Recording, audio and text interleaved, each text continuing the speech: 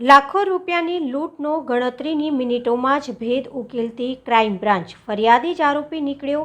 આ મુદ્દાને લઈને પત્રકાર પરિષદનું આયોજન કરવામાં આવ્યું હતું।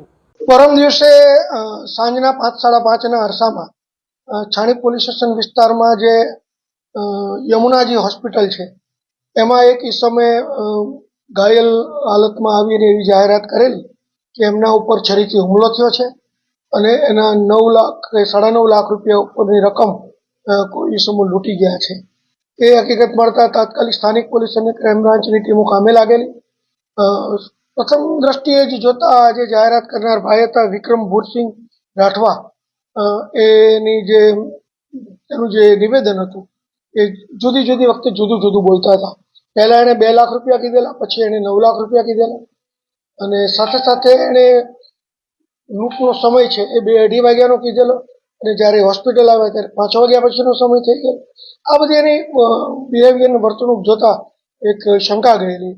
સઘન પૂછપરછને અંતે તેમને જગ્યા ઉપર લઈ ગયેલા અને અંતે તેઓ જે સાચી હકીકત છે ભૂલી ગયેલા। એમણે પોતે જ એના મિત્રને પૈસા આપી દીધેલા।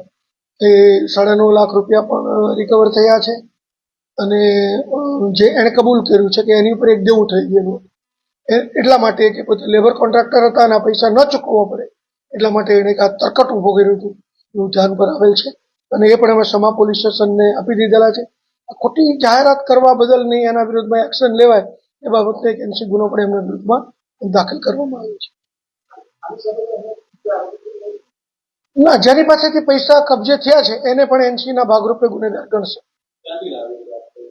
એ પૈસા તો કોટક મહિન્દ્રા બેંકમાંથી એને ઉપાડ્યા હતા અને એમાં જે લેબર કોન્ટ્રાક્ટર તરીકે મજૂરોને ચૂકવવાના હતા પરંતુ જે મેઇન કોન્ટ્રાક્ટરના પૈસા કહેવાય એને ન ચૂકવવા પડે એટલા માટેથી પોતાનું જે અંગત દેવું છે એ પૂરું કરવા માટેથી એને આ ખોટી એક સ્ટોરી ઊભી કરી।